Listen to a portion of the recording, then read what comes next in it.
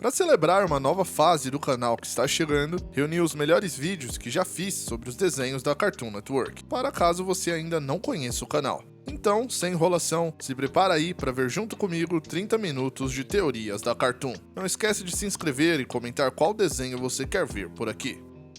Imagine você vivendo tranquilamente em Elmore, essa cidade linda que é o plano de fundo de todas as aventuras mais bizarras de Gumball. Sua vida segue calma e os dias passam sem tanta pressa, até que algo acontece com você e acaba afetando sua personalidade. Você se torna uma pessoa chata e às vezes até irritante. Quem nunca passou por isso em alguma fase da vida? Porém, aqui as coisas funcionam um pouco diferente. Quando você menos espera, você é sugado para um lugar medonho e triste, conhecido como o Vazio, se juntando a outros tantos personagens que também tiveram dias ruins.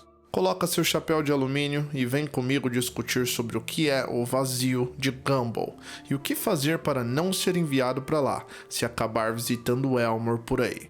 Hoje no Inacreditaus.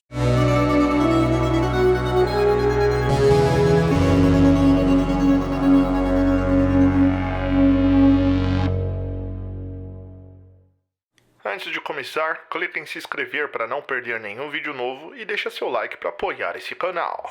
Esse tal incrível mundo de Gumball que conhecemos possui muito além de personagens estranhamente interessantes. Possui também algumas regras bizarras de como funciona. Uma das mais importantes é: não se torne um erro. O vazio que comentamos é o motivo disso. Também é o fim de tudo, aparentemente. Esse lugar é, ao que tudo indica, o limbo de tudo que há na cidade. Mas esse limbo é bem diferente do limbo do nosso mundo. Enquanto o nosso, se existir, se refere a alguma incerteza, em Elmore significa apenas o esquecimento eterno. Você, o ruído estático de TV mostrando que foi expulso do desenho, as coisas se movimentando eternamente de um lado para o outro, sem um chão ou teto para descansar, e todos os personagens que também tiveram seu fim decretado. Essa é uma definição melhor de O Vazio. A primeira vez que ouvimos sobre esse lugar na série foi graças a eles. Steve Pequeno, também conhecido como Sr. Pequeno, que foi o primeiro a questionar a existência do vazio, onde supostamente estaria sua namorada Janice, e Molly, que quase foi esquecida completamente no vazio. Quando digo completamente é porque uma outra regra do lugar aqui: se você for enviado para lá, ninguém irá lembrar de você no mundo real.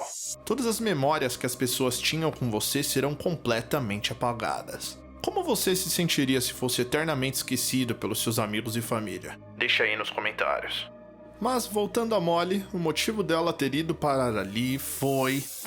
eu não vou nem tentar fazer um suspense pra vocês. É só porque ela era chata e desinteressante. Sim, isso bastou para quem controla este universo jogar Molly no vazio. Aliás, quem será que controla?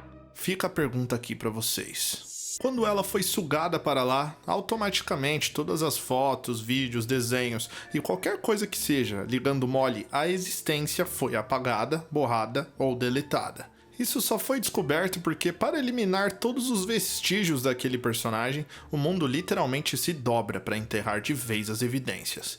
Foi assim que Gumball e Darwin perceberam um armário que estava faltando e descobriram a fenda que o escondia. Mas não pararam por aí. Descobriram que havia alguém desaparecido, lembraram da Molly com muito esforço, suspeitaram daquela dobra bizarra que escondia parte da cidade e assim decidiram então forçar essa dobra, encontrando uma entrada secreta para o vazio. Outra forma de abrir essa fenda, comentada episódios mais tarde, é através do controle universal, onde apertando o botão AV você consegue sintonizar no vazio. Mas isso vamos falar no vídeo sobre o Rob, um dos personagens mais intrigantes de Gumball, que merece um vídeo só pra ele. Se inscreve para não perder. Depois de descobrir o paradeiro de Molly, Sr. Pequeno se junta com Gumball e Darwin para enfrentar o vazio atrás da coitada. Quando chegam lá, é pior do que pensavam. Aparentemente, não basta ficar nessa falha do espaço-tempo para sempre. Quem vai pra lá também fica paralisado, como se fosse um castigo eterno por você não fazer mais sentido para aquele mundo. Com muito esforço, todos conseguem escapar das garras do vazio, resgatando Molly e voltando ao mundo normal. Mas algo ficou para trás. As memórias do que aconteceu. E como não parar lá? É muito importante saber disso se você vai visitar Elmore. Primeiro, esteja sempre acompanhado do seu melhor chapéu de alumínio. Na maioria dos casos, vai impedir de você perder sua memória se for puxado para lá. Segundo e mais importante, aparentemente você tem que fazer sentido para esse mundo. Não ser irritante, insignificante ou malvado demais. Se você for alguma dessas coisas e não for enviado para esse limbo, provavelmente o universo quis que fosse assim. Não se engane sobre estar no controle. Isso pode ser provado para você da pior maneira. Em Hora de Aventura, existe uma variedade gigante de monstros e muitos deles parecem ter saído de algum pesadelo. E existe o Rei Gelado. Desde o primeiro episódio, a série nos treina para olhar para ele e sentir apenas uma coisa: vergonha alheia. Ele é o velho chato, o vizinho inconveniente que ninguém convida para a festa. O mago que mora sozinho no topo da montanha. Mas, se você reassistir a primeira temporada hoje, apenas prestando atenção no silêncio do castelo dele, o desenho deixa de ser engraçado. O que sobra é o retrato perturbador de uma mente que está se desfazendo. Ele não é malvado porque quer conquistar terras ou coisas que um rei faria. Ele é malvado porque esqueceu como agir feito uma pessoa. Nesse vídeo, vamos investigar os sintomas da loucura desse personagem e entender por que ele, e não os monstros, é a criatura mais triste da Terra de Ó. Hoje, no Inacreditaos. Normalmente, vilões sequestram princesas para pedir resgate ou ganhar alguma espécie de poder. Mas, no episódio Prisioneiros do Amor, logo no início da série, o Rei Gelado quebra esse nosso pensamento. Ele tranca as princesas? Sim, mas aí ele pega um violão, ele tenta conversar, ele pergunta o que elas acham da barba dele. Isso é bizarro porque mostra que na cabeça dele, aquilo não é um crime. Na sua visão distorcida, aquilo é um encontro. Ele é completamente incapaz de entender que o amor não se força. Quando o Finn vai confrontá-lo, o Rei Gelado não grita "eu vou destruir vocês" ou algo do tipo. Ele grita algo muito mais doloroso: "por que ninguém me dá uma chance?" Aqui a gente percebe a primeira falha na mente dele, a confusão entre ter posse de algo e afeto. Ele acha que estar perto de alguém é a mesma coisa que ser amado por alguém. É uma visão infantil, quase primitiva, de quem está desesperado por qualquer tipo de calor humano. Logo ele, feito de gelo. Se as princesas não funcionam, o que uma mente solitária como a do Rei Gelado faz? Ela improvisa. No episódio O que é a vida, a carência do Rei Gelado atinge um nível bem difícil. Ele acaba conhecendo um possível filho, se é que podemos dizer assim. Finn constrói um robozinho muito simpático, que serviria apenas para fazer uma pegadinha no Jake. Mas o Rei Gelado viu ali um grande aliado, para quem sabe assim preencher o silêncio dos corredores do seu castelo. O problema é que a solidão do Rei Gelado já virou algo muito pior do que parece. É só reparar como ele trata o robô. Ele não ensina, ele projeta. Ele quer que o tal filho odeie o Finn só porque ele sente inveja do Finn. Ele tenta forçar uma conexão de pai e filho instantânea, jogando raios e gritando "trabalhe!". É trágico porque mostra que mesmo quando ele cria a companhia perfeita, ele não sabe o que fazer com ela. Ele acaba estragando tudo e a sufoca. A demência dele o prende num ciclo. Ele busca a companhia desesperadamente, mas o comportamento dele é justamente o que afasta todo mundo. E quando a gente acha que não pode ficar mais estranho, vem a segunda temporada e nos dá um soco no estômago. Pra mim, o momento definitivo que separa o vilão do doente é o episódio do cavalo.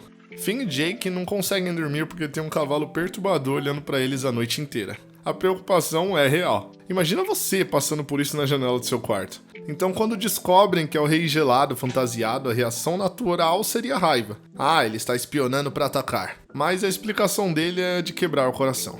Ele diz com a maior sinceridade do mundo: "Eu só queria ver vocês dormindo, vocês parecem tão felizes, eu queria saber como é." Ele não queria roubar o ouro ou alguma riqueza deles, ele queria roubar a sensação de paz. Ele se veste de animal e fica no relento, na chuva, apenas para ser um observador distante da felicidade alheia. Porque ele já esqueceu como criar os próprios momentos felizes. Nesse ponto, o Rei Gelado deixa de ser engraçado. Ele vira um fantasma que assombra a casa dos outros porque não suporta a própria casa. Esses episódios nos provam que o Rei Gelado não é mau, ele é quebrado. Mas a pergunta que Hora de Aventura deixa no ar nessas primeiras temporadas é: por quê? Ninguém nasce com essa carência, ninguém nasce esquecendo como amar. Por trás dessa barba e dessa pele azul, existe um segredo que o desenho escondeu por muito tempo. Existe uma pessoa que foi apagada. Os gritos dele por atenção não são vilania, são pedidos de socorro de alguém que está preso dentro da própria mente mágica. Mas para entender quem ele realmente é, precisamos rebobinar essa grande fita e voltar para antes da Guerra dos Cogumelos.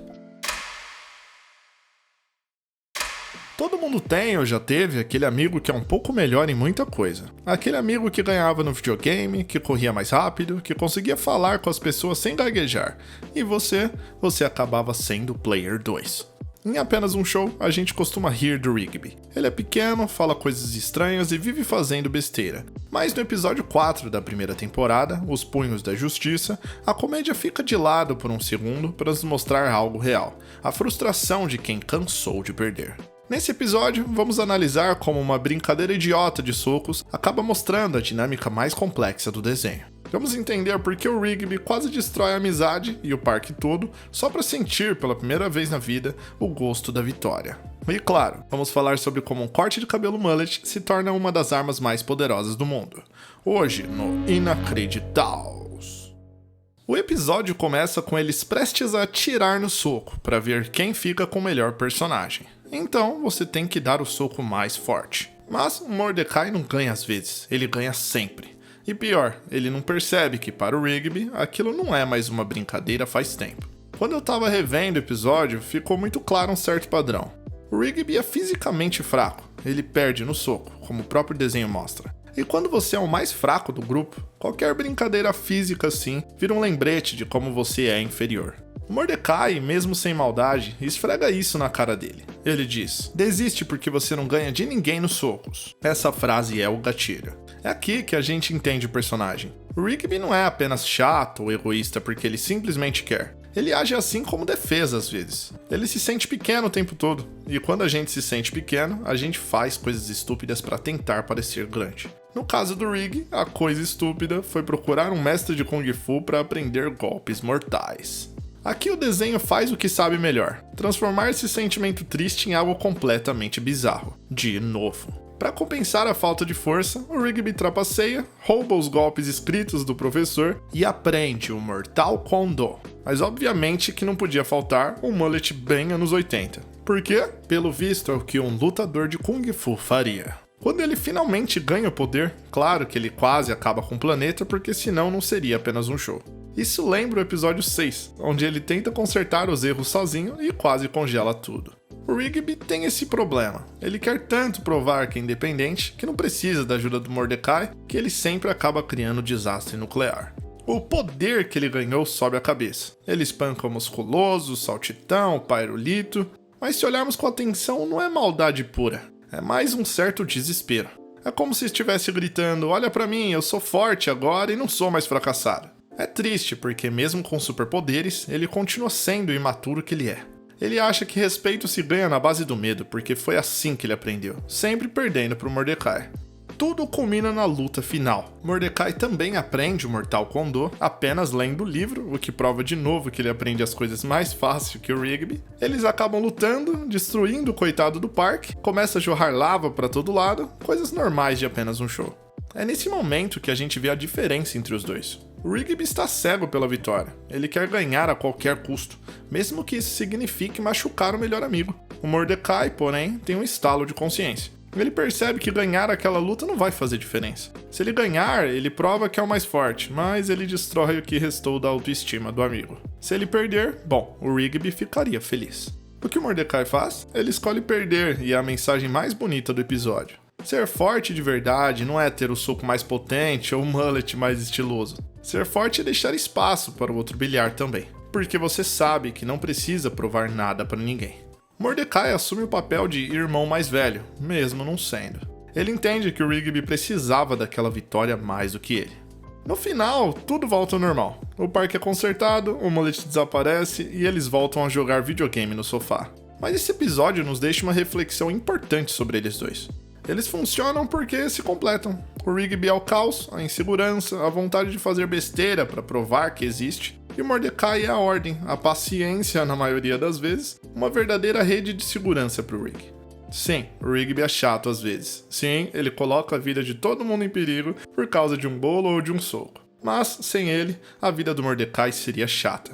E sem o Mordecai, o Rigby provavelmente já teria explodido há muito tempo. Apenas um show nos ensina que a amizade não é sobre dois caras perfeitos, é sobre duas pessoas cheias de defeitos que, no fim do dia, escolhem sentar no mesmo sofá e rir das mesmas coisas. E você? Nesse episódio da vida, você é o Mordecai que deixa o amigo ganhar ou o Rigby que faria de tudo para não perder?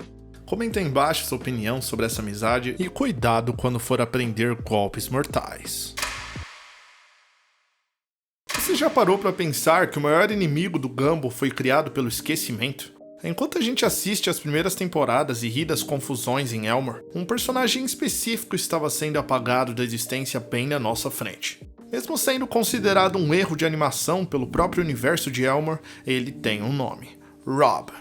E o fato de ninguém, nem os personagens e nem nós, ligarmos tanto para ele, foi o que deu início ao fim de Elmore. Nesse episódio, vamos entender a tragédia do vilão que o universo tentou deletar e descobrir por que, no fundo, Rob pode ser o único personagem com razão naquela cidade. Hoje no Inacreditaus. Nas 2 primeiras temporadas, o Rob era o que a gente chama de preenchimento. Ele estava ali no fundo da escola, no supermercado, na calçada, igual um figurante, sem nunca ter uma linha de fala. Ele era tão comum, tão genérico, que o próprio universo de Gumball considerou irrelevante. Isso é o que torna tudo mais assustador.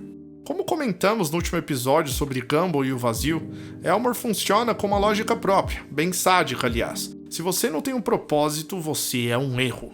Por ser considerado lixo digital, Rob foi sugado para o vácuo. E como sabemos, no episódio sobre o vácuo, vemos que esse lugar é para onde vão todos os erros daquele mundo. Comerciais antigos, modas passageiras e pessoas esquecidas. Rob acaba ficando preso lá, vendo versões deletadas da realidade, enquanto a vida em Elmore continuava como se ele nunca tivesse existido. Imagina a dor de ser descartado pelo próprio destino só por ser sem graça. Rob enfim consegue o impossível, ele escapa do vácuo, mas o preço foi a sua identidade. Ele não voltou como aquele personagem diferente, mais carismático. Ele volta como uma verdadeira falha. Pixelado, distorcido, um glitch que dói só de olhar. No episódio O Ninguém, descobrimos que, além da identidade, ele perdeu as memórias e passou a morar secretamente no porão dos Wattersons, vivendo de restos. Aqui, a gente percebe o mais triste. O ódio que tomou Rob desde que ele voltou não nasceu de uma vontade de dominar o mundo. Nasceu da solidão. Ele percebeu que foi substituído e que ninguém sentiu sua falta. Quando ele finalmente lembra quem é, ele toma uma decisão drástica. Se o universo não quer que ele seja um figurante amado, ele será o vilão definitivo. Se ele não pode ser lembrado pelo carinho, ele será lembrado pelo medo. O mais bizarro dessa história, adivinha? Foi o Gumball e o Darwin que ajudaram a criar esse monstro. No episódio O Inimigo, eles sentem pena do Rob por ele ser um vilão tão ruim e decidem ensiná-lo a ser malvado. Eles dão a ele um nome, um esconderijo e uma motivação de verdade. Eles achavam que era uma brincadeira, mas para o Rob, isso era a única forma de continuar existindo. Tudo muda quando Rob compra um controle remoto na loja Incrível. Esse controle não muda só de canal, ele controla o espaço-tempo desse universo. O Rob então usa esse poder para destruir a vida de Gumball. O Rob quer destruir o Gumball porque, para ele, Gumball é a prova viva de que o mundo é injusto. Alguns recebem todo o brilho da narrativa, enquanto outros são jogados no vácuo do esquecimento. Destruir o Gumball é a forma que o Rob encontrou de dizer: eu existo e você vai ter que me enxergar. E esse ódio só aumenta, porque ele de fato foi o único que percebeu. Elmore não existe de verdade, é apenas um show de TV. E nesse show, se você não for importante para a trama, você morre. Rob se tornou um vilão para não ser deletado novamente. Ele está lutando pela própria sobrevivência contra o cancelamento e contra todos que tentarão tirar seu brilho novamente. No fim das contas, ele é o único personagem que entende a verdade cruel de Elmore. Ele sabe que o mundo deles é frágil e que o vácuo está sempre esperando por quem perde importância. Mas o que torna essa rivalidade incrível é como ela se resolve. Em episódios como A Reprise, Gumball e Darwin salvam Elmore de uma forma que o Rob não esperava. Com compaixão. Quando Rob estava prestes a ser sugado pelo vácuo de novo, foi o Gumball que estendeu a mão e salvou ele. Eles não salvaram a cidade derrotando o vilão, eles salvaram o vilão de si mesmo. Ali, o ciclo de destruição para de vez. Não pela força, mas porque Gumball decide que ninguém, nem mesmo seu pior inimigo, merecia ser esquecido naquele limbo dimensional. Mas como o destino é irônico, não acaba ali. No episódio final, A Inquisição, Rob tenta transformar todos de Elmore em humanos para evitar assim que o desenho seja deletado. Gumball e Darwin salvam Elmore mais uma vez, lutando para se manterem desenhos e livre das garras do Rob. Eles vencem a batalha, mas ao derrotarem Rob, eles calam a única voz que estava tentando avisar que o mundo estava acabando. Rob acaba caindo no vácuo, de novo, e sozinho. Isso enquanto o chão da escola se abre. Ele não queria apenas destruir o Gumball, ele queria salvar a todos de um fim inevitável. Ele foi a vítima de um universo que prefere rir da piada do que ouvir o erro que tinha razão.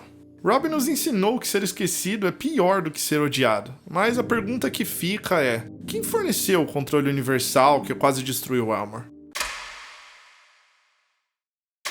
No último episódio sobre Hora de Aventura, nós vimos como o Rei Gelado é um velho solitário, esquecido e muito carente. Mas igual a todos os episódios de Hora de Aventura, nada é o que parece.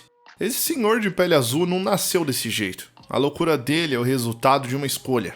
Durante muito tempo, o desenho esconde sobre isso. A gente acaba pensando que a coroa dele é apenas um item que dá poderes de gelo e brilha. Porém, quando Finn e Jake encontram uma caixa de fitas VHS antigas, o que estava gravado nelas muda ainda mais nossa visão desse vilão. Nesse episódio, nós não vamos falar do Rei Gelado. Nós vamos falar do homem que sumiu para que o Rei Gelado pudesse nascer. Simon Petrikov. Hoje no Inacreditaus.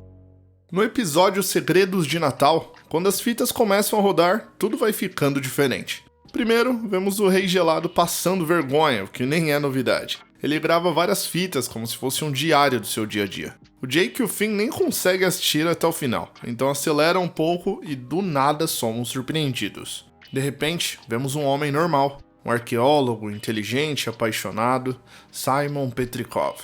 Ele tinha uma vida, uma carreira e até mesmo uma noiva, chamada Betty. Tudo muda quando ele coloca aquela coroa pela primeira vez. Aqui aprendemos uma coisa importante. A coroa não é um enfeite ou um tesouro, é um parasita. Ela começou a sussurrar na mente dele. Ela começa pouco a pouco a apagar a identidade de Simon, fazendo ele esquecer cada dia mais quem ele é. Ele colocou a coroa na cabeça só por brincadeira e nunca mais foi o mesmo.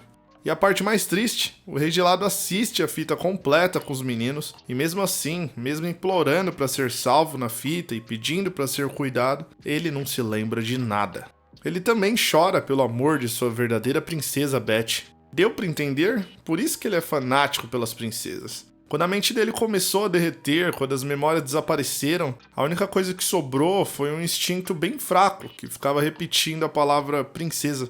Ele não sequestra a Jujuba ou a Caroço porque ele ama alguma delas. Ele faz isso porque ele está procurando desesperadamente pela mulher que ele perdeu e nem lembra mais quem é. A loucura dele não é vilania, é uma memória perdida de um amor que esqueceu no tempo. Se a história parasse aí, já seria triste. Mas aí tudo piora no episódio I Remember You. Marceline, agora adulta, recebe a visita do velho Rei Gelado. Ele vem porque precisa de uma ajuda para criar a música que está em sua cabeça. Ela, vendo aquilo e sofrendo por dentro, canta uma música especial. Uma música que fala sobre o passado com o Rei Gelado, com o verdadeiro Simon Petrikov. Mas o Simon não mora mais ali naquele corpo. O que restou é apenas uma casca, que de tempos em tempos ressoa algum pequeno eco de memórias, há muito tempo esquecidas. Descobrimos muito mais essa história no episódio Simon e Mercy. Logo após a guerra que destruiu o mundo, Simon não estava sozinho. Ele estava cuidando de uma criança abandonada, a pequena Marceline. Simon sabia que a coroa estava destruindo o cérebro dele. Ele sabia que cada vez que usava ela, ele esquecia um pouco mais de quem era. Mas o mundo lá fora era muito perigoso. Havia monstros, fome e muitos outros problemas. Para salvar Marceline, ele precisava daqueles poderes do gelo. Ele então escolheu usar a coroa para proteger a menina, mesmo sabendo que o preço seria a própria sanidade. Ele sacrificou a própria mente, pedaço por pedaço, memória por memória, para garantir que aquela criança sobrevivesse. Ele tentava se convencer que iria conseguir reverter aquilo. Tentava pedir que Marceline o ajudasse a se lembrar, mas nada adiantou. Ele já pedia desculpas antecipadas pelo monstro que ele sabia que iria se tornar. A gente entende muito melhor a dor da Marceline agora. É uma dor real e que muitos de nós passamos diariamente. A dor de quem convive com alguém que não se lembra mais quem é. A pessoa que você ama está ali, na sua frente, tem o mesmo rosto, a mesma voz, mas ela não está mais lá. Quando eles cantam juntos, a Marceline chora não porque ele é mau, mas porque ele é feliz na ignorância dele. Ele não sabe o que perdeu, mas ela sabe. Ela carrega o peso da memória pelos dois. As anotações que ele deixou nas fotos antigas não eram letras de música. Eram pedidos de desculpa de um homem que sabia que estava desaparecendo. Depois de saber de tudo isso, é impossível olhar para o Rei Gelado da mesma forma. Toda vez que ele faz uma piada sem graça, toda vez que ele esquece o nome de alguém, toda vez que ele age feito um louco, não é mais tão fácil assim rir daquilo. Devemos lembrar que aquele velho bobo é o resto de um homem que amou tanto, mas tanto, que aceitou se destruir para salvar as poucas coisas que importavam para ele naquele mundo. O Simon Petrikov morreu há muito tempo, mas o amor dele sobreviveu na Marceline. E talvez, no final das contas, esse tenha sido o maior ato de heroísmo de toda a terra de Io. Se você mora em Elmore igual Gumball, você tem que estar sempre alerta, porque a coisa mais impossível de todas acontece antes mesmo do café da manhã. Fendas dimensionais, monstros com mutações genéticas e objetos mágicos que podem destruir a realidade aparecem na sua frente como se fossem só mais um vizinho irritante. Mas você já parou para notar que tudo que quase destrói o universo em Gumball acaba vindo de um único lugar? Eu não tô falando de um laboratório secreto ou algo confidencial do governo, mas de uma van vermelha, toda pichada e quebrada, que só aparece nas piores horas. A loja incrível não é apenas um comércio maluco, ela é quem fornece sempre um jeito diferente para brincar e até torturar, de certa forma, a cidade de Elmore. Nesse episódio, vamos tentar entender quem está por trás desse volante misterioso e por que ele escolhe os Wattersons para serem cobaias desses objetos mágicos. Hoje no Inacreditaus. Se você assistiu os últimos episódios que fizemos de Gumball, viu como comentamos justamente de como é o fim do mundo para Elmore. Depois que o Rob escapa do vazio, que é o lugar escondido nessa realidade onde vão parar só as coisas que o próprio universo considera que não servem mais, Rob aparece em um estacionamento qualquer, comprando na loja mágica um dos itens mais perigosos de todos, o controle universal. Ele controla a realidade de diversas formas, e se você quer saber mais, confere o último episódio. Mas o foco aqui não é o controle. A gente fica imaginando como aquele tipo de objeto foi parar naquela van tão suspeita. Na verdade, temos que admitir que a van não vende só coisas malignas ou objetos que vão acabar com tudo. Para entender isso, precisamos voltar muitos anos no passado. A gente às vezes esquece e se pergunta de onde realmente veio Darwin. E sim, ele foi comprado na loja incrível. No episódio As Origens da quarta temporada, vemos que quando o Gumball era menor, ele dava muito trabalho. Pensa na criança mais inquieta e bagunceira de todos. Ele era isso vezes 10. Então o Ricardo tem ideia de comprar um peixinho para ser companhia de Gumball, e acaba realmente funcionando. O Gumball fica tão hipnotizado que até parece uma criança normal. Só que o problema é que ele acaba matando 30 peixinhos desse. O Ricardo, já desesperado com o que poderia fazer para ele não ficar triste, acaba esbarrando na loja incrível. Pela primeira vez, vemos a loja por dentro, e entre tantos itens diferentes, lá estava o Darwin, esperando para ganhar um novo irmãozinho. Desse dia em diante, parece que o Ricardo e sua família ficaram marcados de alguma forma pelo vendedor da loja, porque daí pra frente ele sempre acaba aparecendo. Temos a melhor visão do que é a loja incrível no episódio Os Casais, da sexta temporada, onde a polícia descobre que a van vende itens mágicos e tenta apreender tudo, mas a van consegue escapar, deixando cair no jardim da Sarah um caderno que com certeza também é um dos itens mais poderosos de O Incrível Mundo de Gumball. Um caderno que aparentemente realiza qualquer coisa que você escreve nele. E por qualquer coisa eu falo muito sério. O mundo de Gumball dá muita sorte que o caderno cai nas mãos da Sarah, porque ela só pensa em juntar os casais mais improváveis de todos. Mesmo assim, não quer dizer que ela não acaba machucando quase todo mundo que ela escolhe para escrever no caderno. Mesmo vendendo todos esses itens, não significa que não vemos a van sofrer com todas as consequências de deixar os itens mágicos nas mãos de qualquer um. A gente vê ela sendo destruída algumas vezes na série, o que nos faz pensar, ela explode, por exemplo, e volta ao normal no dia seguinte? O que será que acontece? O que reforça ainda mais essa dúvida no episódio O Filhote, da terceira temporada, onde no final, mesmo que de forma rápida, vemos Gumball sem querer entrando na van para fugir da sua nova tartaruga de estimação. Sim, eu sei. O que uma tartaruga maluca tem a ver com tudo isso? Você deve estar se perguntando, mas ela não é o foco aqui. A questão é que eles acabam entrando na van e de repente, a van tá normal, sem nada mágico ou diferente dentro dela. Será que existem outras vans iguais à original só para ninguém descobrir onde ela tá? Isso explicaria muita coisa. Mas o que de fato não conseguimos explicar, pelo menos por enquanto, já que Gumball voltou a lançar mais episódios, é a identidade desse vendedor misterioso.